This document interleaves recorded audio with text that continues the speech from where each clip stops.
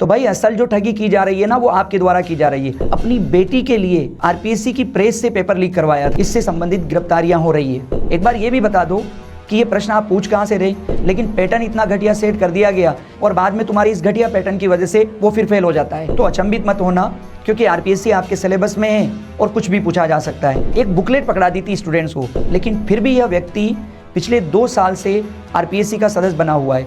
RPSC की तैयारी कर रहे अधिकांश युवा ग्रामीण हैं और मुख्य रूप से किसान और मजदूर परिवार से संबंध रखते हैं।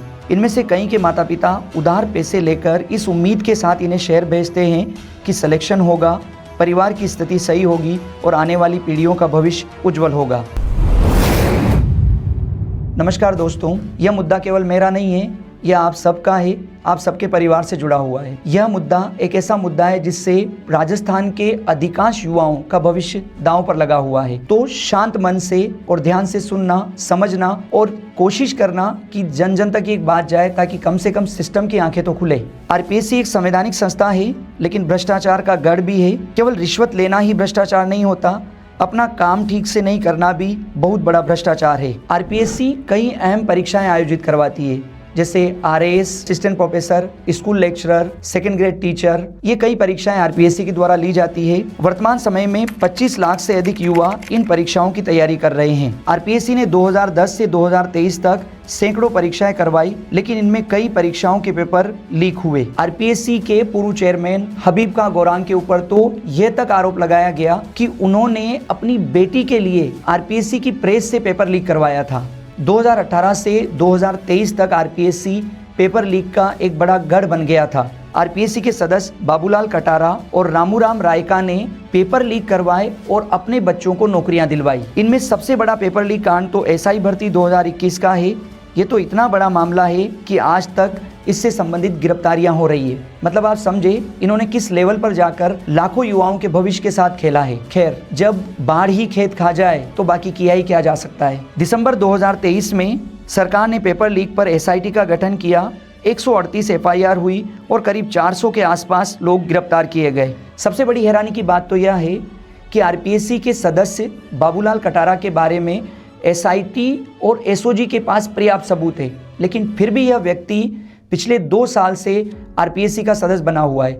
निलंबित किया गया, लेकिन बर्खास्त नहीं किया गया। मतलब आधी सैलरी का तो दावा किया ही जा सकता है। गजब व्यवस्था है ना हमारी। इतना बड़ा पाप करके और लाखों युवाओं का भविष्य खराब करके यह व्यक्ति आधी सैलरी का हकदार बना हुआ है। खैर, ये तो पास्ट है, पास्ट को छोड़ते हैं और वर्तमान की बात करते हैं। इतनी मानसिक प्रताड़ना देने के बाद भी यदि आरपीएससी सुधर जाती तो ठीक रहता। आगे बढ़ने से पहले आप यह छोटा सा वीडियो देखो, उसके बाद थोड़ा डिस्कस करते हैं डिटेल में। कोचिंग स्टैंडर्ड्स सेंटर्स को अपने स्टैंडर्ड्स बढ़ाने पड़ेंगे सर। कोचिंग सेंटर्स को ये समझ में आ जाएगा कि हम बच्चों की भीड़ को ठगने के लिए नहीं बैठे हैं, और हमारे यहाँ जो सिलेबस है उस सिलेबस के प्रति सिंसियरिटी होगी। कुछ भी पूछा जा सकता है। सेल्फ स्टडी का जो कॉन्सेप्ट है वो इन्होंने कहीं ना कहीं जाके तोड़ दिया है। वो बच्चे सुन के आते हैं, उसी के दिए हुए नोट्स पढ़ते हैं और वही उनको दिमाग में रहता है, क्योंकि टाइम तो उतना ही होता है दिन के अंदर, उनको बाकी चीजें भी कवर करनी होती है। वो जो खुद बैठ के पढ़ने की जो कला है ना, 2-2, 3-3, 4-4 किताब को नए रूप से अंदर घुस के, वो जो डिस्ट्रॉय हुई है, वो शायद अब कोचिंग सेंटर्स को समझ में आ जाएगा। वो बोलेंगे बच्चों को कि भैया आप जाओ, 1 दिन 2 दिन तुम अपनी खुद की पढ़ाई करो। देखा आपने कितनी बढ़िया बातें कर रहे हैं ये साहब। ये कौन है जानते हैं आप? ये है आरपीएससी के सदस्य लेफ्टिनेंट कर्नल केसरी सिंह राठौड़। ये बात कर रहे हैं स्टैंडर्ड की। चलो एक बार इनका स्टैंडर्ड चेक करते हैं, देखते हैं कि आरपीएससी किस स्टैंडर्ड के पेपर डिजाइन करती है और युवाओं का भविष्य बर्बाद कर रही है। आरपीएससी ने स्कूल लेक्चरर की परीक्षा ली और उसमें ये प्रश्न पूछा, 1857 के प्रथम स्वतंत्रता संग्राम में लखनऊ के विषय पर निम्न तथ्यों से कौन सा असत्य है? लखनऊ में इसकी शुरुआत 30 मई 1857 को हुई। पराजित अंग्रेजों ने आत्मरक्षा के लिए बेगम हजरत महल के राजमहल में शरण ली।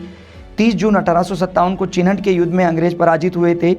अगस्त 1857 के प्रारंभ में ब्रिटिश कद्र को लखनऊ का वली घोषित किया गया था। इस प्रश्न को देखो आप, ऐसा फील हो रहा है जैसे 1857 के विद्रोह नहीं, सिर्फ लखनऊ के विद्रोह पर पीएचडी करवाना चाहती है।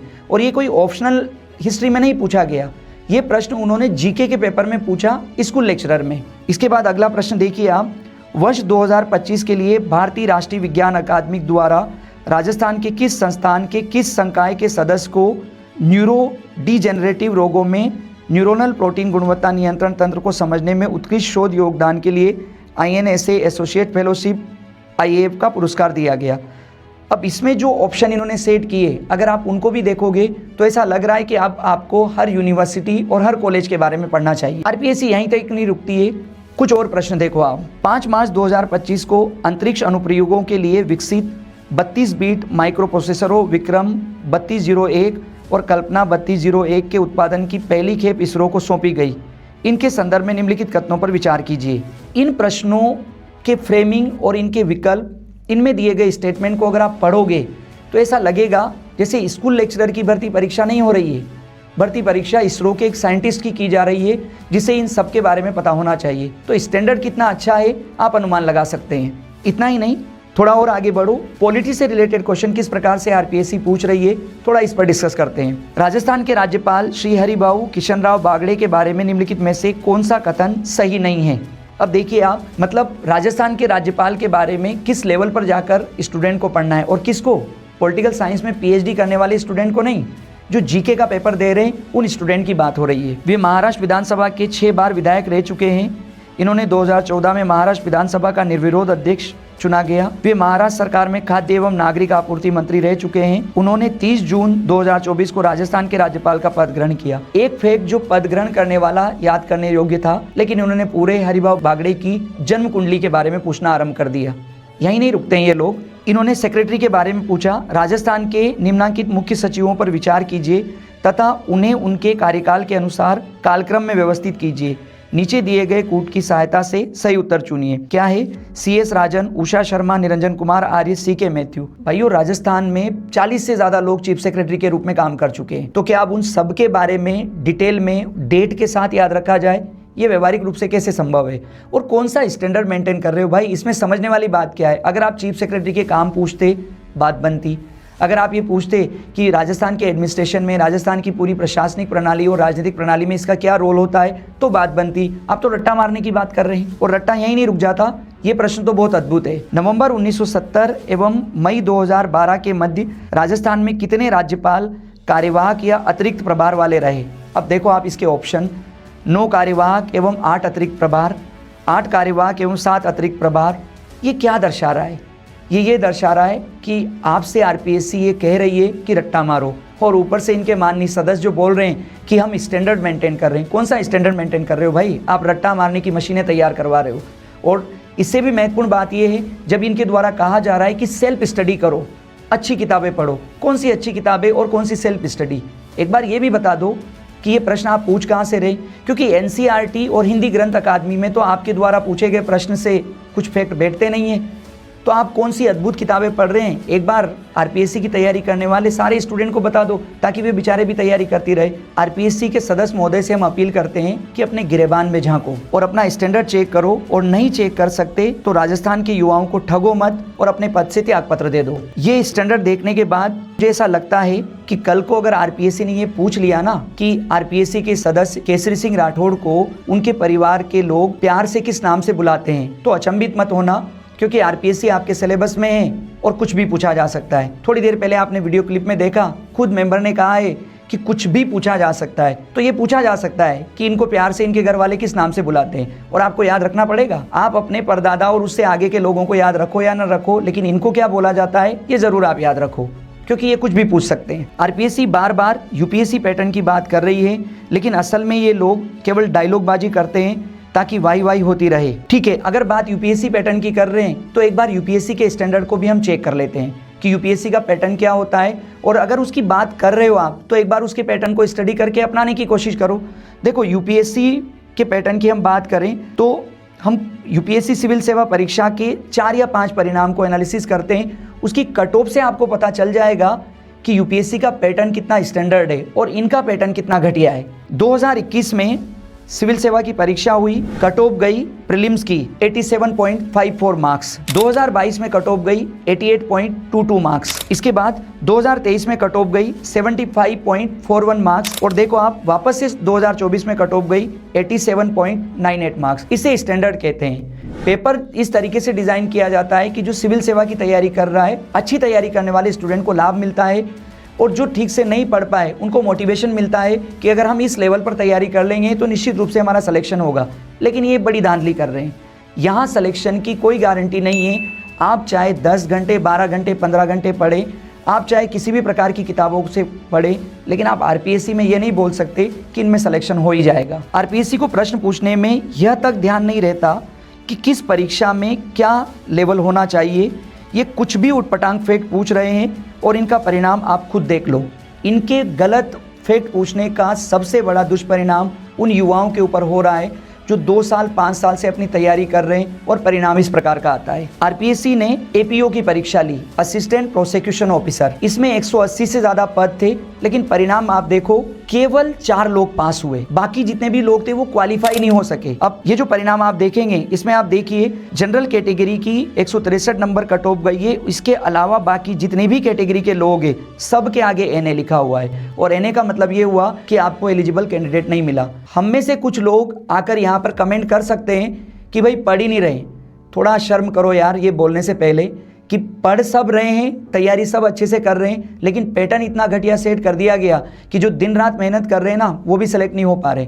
आपको क्या लगता है केवल आरपीएससी में बैठे हुए लोग ही ज्ञानी हैं? ये इतनी संख्या में जो तैयारी कर रहे हैं, क्या इनका कोई लेवल नहीं है कि केवल 4 लोग पास हो रहे हैं, केवल 5 लोग पास हो रहे हैं, और वो भी 180 सीटों में से? सबसे खास बात, इतनी जो सीटें आप खाली रख रहे हो इसका जिम्मेदार कौन है? ये भी एक समझने वाली बात है, ठीक है। और इस वैकेंसी के माध्यम से जिन 180 लोगों को रोजगार मिल सकता था उसके स्थान पर आपने केवल 4 लोगों को रोजगार दिया। आरपीएससी पॉलिटिकल साइंस जो सबसे ज्यादा विवादों में उसका पेपर रहा, इस पेपर को अगर आप देखोगे ना तो पेपर नहीं, आरपीएससी ने एक बुकलेट पकड़ा दी थी स्टूडेंट्स को और 3 घंटे में वो बुकलेट उनको सोल्व करनी थी। इसकी कट ऑफ देखिए, इसमें 225 से ज्यादा पद थे और पास होने वाले लोगों की संख्या मात्र 6 है।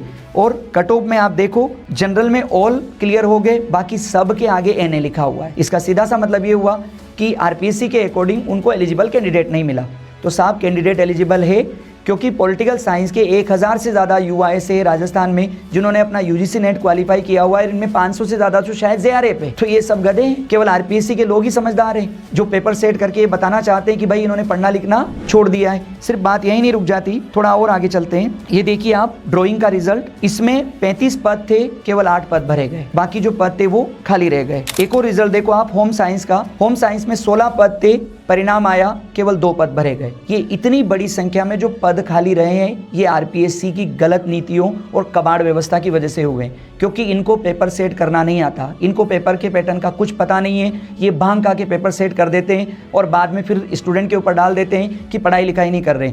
फिर इनके जो सदस्य है वो मीडिया में आकर ये बोलना शुरू कर देते हैं कि भाई सेल्फ स्टडी छोड़ दी, ठीक है। ऊपर से कोचिंग वालों के ऊपर सब कुछ डाल दिया जाता है कि कोचिंग वाले ठग रहे हैं। अरे ठग तो तुम लोग रहे हो, कोचिंग वाले तो कुछ 1000 रुपया लेकर 6 महीना 8 महीने में फ्री कर देते हैं। तुम लोग 2-2 4-4 5-5 साल खा रहे हो और ऊपर से 40 साल की आयु निर्धारित की हुई है, उसकी वजह से युवा लगा रहता है और बाद में तुम्हारे इस घटिया पैटर्न की वजह से वो फिर फेल हो जाता है, ठीक है। और तुम किसके ऊपर डाल देते हो? कोचिंग के ऊपर डाल देते हो। तो भाई असल जो ठगी की जा रही है ना वो आपके द्वारा की जा रही है। आप समय की ठगी कर रहे हो, आप उनके करियर की ठगी कर रहे हो, और सबसे खास बात आप उनको एक बहुत बड़ी मानसिक प्रताड़ना दे रहे हो जिससे बाहर निकलना उनके लिए बहुत मुश्किल है। ये लोग गपबाजी करते हैं स्टैंडर्ड की और यूपीएससी के स्टैंडर्ड की बात करते हैं, लेकिन यूपीएससी के स्टैंडर्ड जैसा ये कोई काम करते नहीं है। आरपीएससी वालों ये बताओ यार कि कौन सी किताबें पढ़ें, कहाँ से पढ़ें, किस तरीके से पढ़ें, ताकि जो लोग सिंसियरली तैयारी कर रहे हैं, जो लोग शहरों में 10-15 हज़ार रुपया महीना खर्चा कर रहे हैं, अपना सब कुछ काम दाम छोड़कर बैठे हुए हैं, कम से कम वो तो पास हो जाए। ये तो बता दो, कम से कम अपनी वेबसाइट पे उन किताबों की सूची डाल दो जिसको स्टूडेंट पढ़ सके, क्योंकि बाकी सब लोगों के अंदर तो आपको लगता है कि ठगी की जा रही है। तो थोड़ा आप ही बता दो कि हम किस तरीके से इस पर काम करें। वैसे दोस्तों एक धोखा तो सरकार भी दे रही है। मुख्यमंत्री जी अपने भाषण में हर बार लाखों भर्तियों का लॉलीपॉप देते हैं, लेकिन भर्तियां कितनी निकलती है आप खुद देख लो। स्कूल लेक्चरर की 2022-23 में भर्ती निकाली जाती है 2100-2200 पद और उनमें से अधिकांश खाली, ठीक है। सेकंड ग्रेड की भर्ती निकाली जाती है 2000 के करीब, अधिकांश पद खाली। फिर 2024 में एक और भर्ती का लॉलीपॉप दे दिया जाता है, सेकंड ग्रेड की 6000 भर्ती और स्कूल लेक्चरर की 3000 भर्ती, ठीक है। परीक्षा होने के बाद पता चलेगा कि पद भरे जाएंगे या नहीं भरे जाएंगे। हाँ, चतुर्थ श्रेणी की गजब भर्ती इन लोगों ने निकाली है, मतलब सबको चपरासी बनने पर तुले हुए हैं और फिर बार बार घोषणा करेंगे कि ठीक है हमने लाखों की संख्या में पद भर लिए। व्यवहारिक रूप में क्या हो रहा है आपको खुद को साफ साफ दिखाई दे रहा है। तो सरकार भी बड़ी बड़ी बातें करके, बड़ी संख्या में भर्तियों की बात करके युवाओं को धोखा तो दे ही रही है, ठीक है। सबसे खास बात जो सुधार हो सकता है वो ये है भर्तियों की संख्या सही निकाली जाए। हम सरकार के ऊपर ये कोई दबाव नहीं बना रहे कि वो ज़बरदस्ती पद क्रिएट करे, लेकिन शिक्षा विभाग के अंदर अगर आपके यहाँ लाख सवा लाख पद खाली है तो भाई तुमको पद भरने में जा क्या रहा है? ठीक है, अभी 4 दिन पहले दैनिक भास्कर की रिपोर्ट आई थी जिसमें राजस्थान के अंदर 5000 के करीब स्कूल ऐसे हैं जिनमें केवल एक एक अध्यापक काम करता है। ठीक है, तो पद भरो ना यार। इतनी संख्या में जो लोग तैयारी कर रहे हैं उनको रोजगार मिल जाएगा और जो स्कूल में पढ़ने वाले बच्चे हैं उनकी शिक्षा के स्तर में सुधार हो जाएगा। लेकिन नहीं, इनको देना है लॉलीपॉप ताकि चुनाव के समय बहुत अच्छे से काम किया जा सके। कुल मिलाकर बात यह है कि आरपीएससी की प्रणाली, परीक्षा का पैटर्न और इनके काम करने का तरीका वर्तमान समय में युवाओं के लिए सबसे बड़ी मानसिक प्रताड़ना बन चुका है। अगर सरकार को नौकरियां नहीं देनी है, आरपीएससी को सही तरीके से भर्ती नहीं करनी है तो क्लियर कट बोल दे। अगर क्लियर कट बोल देगा तो उसका सीधा सा परिणाम ये होगा कि लोग अपने तरीके से काम करना शुरू करेंगे। कम से कम इनके चक्कर में पड़कर अपने 5-5, 10-10 साल तो खराब नहीं करेंगे। अगर आपको सही लग रही है चीज़ें तो इसको शेयर करो ताकि इस सिस्टम तक ये बातें पहुँचे और लगभग 25 लाख के करीब जो युवा राजस्थान में तैयारी कर रहे हैं, कम से कम उनके साथ तो किसी प्रकार का खिलवाड़ नहीं हो, उनका भविष्य तो सही हाथों में जाए। थैंक यू, धन्यवाद, जय हिंद।